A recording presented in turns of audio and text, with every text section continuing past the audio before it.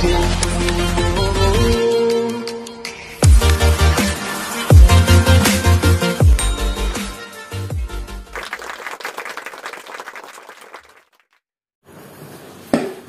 kan suatu hal yang ganjil gitu. Kalau kita tidak mau memikirkannya. Nah di sini kita jangan sibuk orang tua mengasah potensi anaknya saja, apalagi yang biasanya potensi akademisnya aja, tetapi potensi yang lain tidak kita asah. Misalnya potensi mentalitinya gitu. Kita kan harus bangun itu, karena membangun mental itu nggak bisa hanya sehari semalam gitu. Kayak candi. Iya, nggak bisa anak nih kamu ikut kursus kepribadian terus tiba-tiba berubah mentalnya, nggak bisa. Itu proses panjang gitu. Nah orang tua harus terlibat di situ, harus menjadi teman diskusi yang baik buat anak. Jadi ketika anak menghadapi masalah, yang dicari itu orang tuanya dulu. Nah, kebanyakan sih enggak. Iya, bukan temennya gitu. Kebanyakan sih enggak, jadi orang tua tuh ya hanya sekedar lintingan aja sih. Kebanyakan seperti itu, jika sekedar lintingan ya ngasih, mau ngomong ngasih atau enggak sebuah nasihat gitu kan. Anak-anak itu menganggap apa sih itu. Iya. Memang karena kita merasa ini anak curhat apa sih? Kayaknya nggak penting banget gitu. Oh iya tuh, karena bapak sibuk misalnya. Iya. Bapak lagi gak ada kerjaan gitu kan. Saya sendiri ini masih maksain diri gitu untuk mau mendengarkan curhatan anak saya. Misalnya anak saya ini lagi berantem sama temennya. Dia curhat sama saya. Ya udah, saya paksa diri saya untuk mendengar gitu. Saya tidak langsung bilang ke anak saya, udah kamu ceritanya sama guru kamu. Ayah sibuk. Saya nggak mau. Istilahnya dia lagi pengen curhat sama saya, terus saya malah menghindar. Saya kasih tanggung jawab saya itu kepada orang lain. Betapa bodohnya saya gitu. Kalau saya seperti itu, nih anak saya lagi butuh saya nih. Terus saya mau kabur gitu. Mestinya kita harusnya senang gitu. Ketika anak butuh kita, berarti kita masih dihargai oleh anak. Tapi kalau anak sampai tidak mau bicara sama kita, dia malah lebih senang curhatnya sama orang lain. Ada apa dengan kita? Benar. Disitulah tanda-tandanya gitu. Iya, benar. Bahwa anak kita tidak memiliki lagi ikatan batin sama kita. Bisa renggang gitu ya? Pasti. Kalau kita tidak mau meluangkan waktu kita, kita tidak mau mendengarkan anak kita hanya maunya didengar aja. Kita tidak mau mendengar. Akhirnya anak kita kan kebingungan. Ini perasaan yang curhat siapa sih? Iya kan?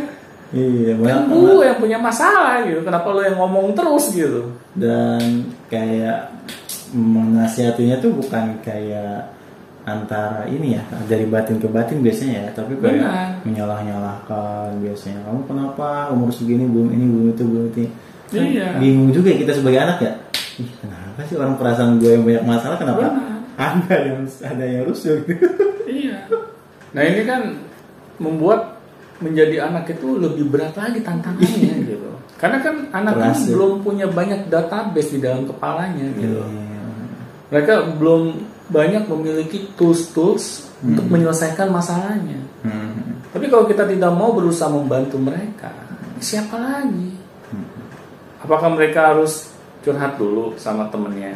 Setelah itu temennya bukan memberikan masukan yang positif, malah nambah-nambahin. Iya, jangan sampai terbawa oleh lingkungan yang negatif gitu ya. Iya itu. Terus misalnya anak udah terlanjur nih terbawa oleh lingkungan yang negatif, terus kita malah kamu sih. Lalu yang nggak mau dengerin temenan sama dia, akibatnya beginilah. Nah, anak salah lagi.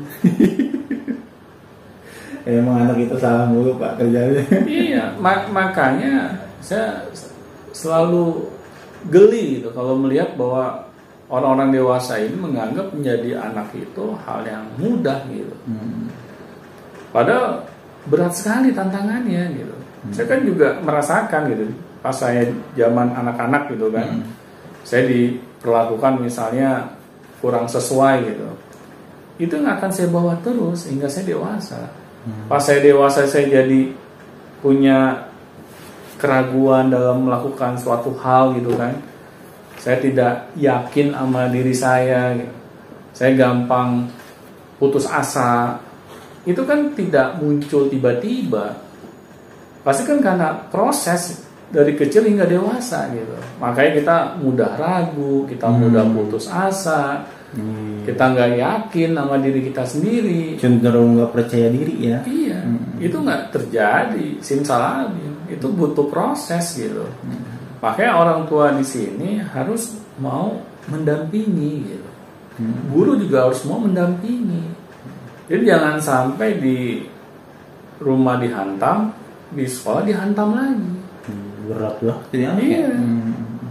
Nah makanya kan banyak orang dewasa gitu, kok di umur mereka yang sudah uzur nggak ada prestasi satupun gitu yang bisa dibanggain. Harus hidupnya tuh kayak tetap aja bergantung sama orang tuanya gitu. Kan itu sungguh sangat memalukan. Seharusnya kita sebagai anak bisa memberikan kepada orang tua kita, hingga orang tua kita tuh bangga sama diri kita, tapi kok kita malah tetap nyusahin gitu. Ini kan harus jadi PR bagi kita. Iya, dan jangan tanya kenapa anak ini seperti itu. Iya. Tapi kita harus sebagai orang tua harus nanya dulu kita ngapain aja. Nah, di sini di podcast kali ini saya ingin gitu menghimbau para orang tua, para guru, kita masih punya waktu kok untuk mengevaluasi gitu cara-cara kita mendidik anak kita, memperlakukan anak-anak kita. Jangan kita mikir bahwa aduh anak saya udah SMA nih, anak saya udah kuliah. Ada kata terlambat nih. Iya, udah terlanjur nih. Soalnya anak saya ajak bicara selalu menghindar misalnya. Iya, udah punya dunia sendiri gitu. Iya. Ya itu hasil dari hal yang harus kita hadapi gitu. Kita nggak bisa menghindar lagi gitu. Kita harus punya semangat. Ini yang harus kita hadapi. Ini yang menjadi PR kita. Ya sudah, kita coba selesaikan sama-sama gitu.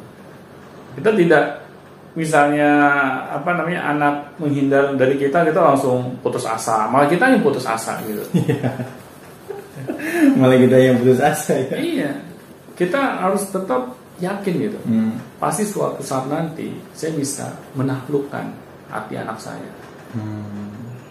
Jangan gampang menyerah gitu. Kan sangat disayangkan gitu. Anak mungkin pengen melihat nih, seserius apakah sih orang tua saya. Nah biasanya berpikiran seperti itu anak-anak mulai dewasa Pak ya. Iya. Udah mulai nguji gitu kan. Benar. Ya bener nggak sih orang tua tuh care sama gue. Iya. Mau berubah gitu kan. Iya, yang dulunya sibuk dengan kerjaannya sekarang nih udah pensiun misalnya dia kan. Iya. Apakah bener nggak care gitu kan? Karena sih emang seperti itu. Gitu. Pasti. Karena anak mungkin udah bosan gitu. Misalnya hanya diberikan janji. Tapi mereka tidak dibuktikan gitu bahwa kita ini serius dengan omongan kita. Anak ingin membuktikan bahwa orang tua itu benar-benar mau berubah nggak sih, atau hanya di mulut aja gitu. Nah di sini lah kita coba berjuang gitu, buktikan kepada anak bahwa kita ini memang ingin menjadi ayah yang baik, ingin membantu beban dia. Iya benar. Karena kan selama ini bebannya berat banget jadi anak, jadi orang dewasa berat juga. Iya. Kadang kita jadi orang dewasa tuh suka gengsi misalnya minta maaf duluan pada anak. Iya, yang itu yang membuat anak makin berat gitu kan. Iya. Kenapa orang tua itu nggak pernah salah gitu? Kenapa orang tua tuh meskipun salah nggak minta maaf gitu kan? Makin batin anak itu makin memberontak gitu. Iya. Jadi guru aja kadang kita gengsi gitu. Misalnya kita salah nih dalam memperlakukan anak, kita tidak mau gitu misalnya, bapak tadi salah berkata-kata seperti itu, maafin bapak ya. Seharusnya kan seperti itu gitu. Janganlah kita kata maaf itu hanya dimiliki kosakata ya oleh anak saja gitu. Padahal kita sebagai orang tua, sebagai guru itu harus memberikan contoh dulu. Kalau kita gengsi, apa-apa gengsi, ya bagaimana dengan anak? Nanti kita jangan heran gitu. Wah nih anak udah bikin salah, nggak mau minta maaf, ya nggak sadar. Yang ngajarin siapa gitu? Iya, dia juga jangan minta maaf. Iya. Jadi anak kan baru memiliki database di dalam kepalanya. Kalau dia sudah memiliki data sebelumnya, nggak mungkin kan anak memiliki kata maaf, tapi dia tidak mengetahui kata maaf itu seperti apa. Dan tidak ada role model yang melakukan itu. Iya. Biasanya kalau lihat orang tuanya, waktu juga nggak pernah minta maaf. Iya. Anak itu butuh kita contohkan gitu. Iya betul. Kalau misalnya itu tidak kita lakukan, ya jangan salahkan kalau anak tidak pernah sesuai dengan apa yang kita inginkan. Karena apa yang kita inginkan ini harus kita praktekkan dulu gitu. Kita ingin menjadikan anak kita anak yang sopan, ya kita harus sopan dulu pada anak. Kita ingin menjadikan anak kita menjadi anak yang penyabar, ya kita harus sabar dulu sama anak. Jangan dibalik gitu. Anak disuruh sabar dulu, baru kita sabar. Kebalikan. Nah itu kalau ada ilmunya saya pengen belajar gitu kan. Anak rajin dulu baru kita rajin gitu. Iya, ini kan lucu gitu. Iya. Dunia kebalik gitu kan. Nah di sini makanya saya ingin sekali lagi bukannya menggurui ya, tetapi ayolah para orang tua, para guru. Kalau kita tidak peduli dengan anak-anak kita, siapa lagi yang mau peduli gitu? Karena anak-anak kita ini butuh uluran tangan kita gitu. Oke Pak Doni, ternyata seperti itu, berat sekali jadi anak. Mungkin apa nih pesan-pesan Pak Doni untuk pada anak dan orang tua dewasa nih? Ya, kalau saya sih pesan saya hanya satu. Kita mulai saat ini sebagai orang tua kah atau sebagai guru kah, kita harus lebih peduli dengan anak-anak kita. Karena anak-anak kita ini kan dititipkan kepada kita oleh Tuhan gitu. Pasti ada pesan khusus yang Tuhan ingin sampaikan kepada anak kita. Nah kita lah sebagai orang tua, sebagai guru yang harus bisa menjawab tantangan itu. Karena anak-anak ini ketika apalagi usianya masih anak-anak ya, kan mereka masih belum bisa berperilaku seperti orang dewasa. Nah, tapi kalau kita tidak mau peduli, ya bagaimana mereka bisa mengetahui pesan Tuhan yang ingin anak-anak kita lakukan? Iya juga ya.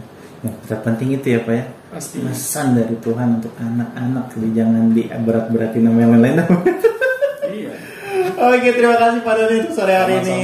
Semoga bermanfaat. Dan mudah-mudahan viewers di sini semakin semangat untuk mendidik anak ya, dan anak-anak pun semakin semangat untuk belajar terus gitu kan, jangan tanpa menyerah dan perbaiki terus mental, dan orang tua menjadi supporting bagi anaknya gitu, dan orang-orang dewasa mencontohkan yang lebih baik untuk anaknya. Dan jangan lupa subscribe atau misalnya share, dan juga bisa langsung komen-komen dengan kita di kolom komentar di bawah ini. Ada pun WA, Instagram, dan juga ada kolom Gmail atau misalnya email. Yang mau bertanya silakan, yang mau ngapain juga silakan, langsung dihubungi saja dan nanti kita akan segera reply, dan reply masukan-masukan atau pesan-pesan dari videonya nanti kita akan bahas dengan video selanjutnya. Dan sampai jumpa di Beyond Education selanjutnya.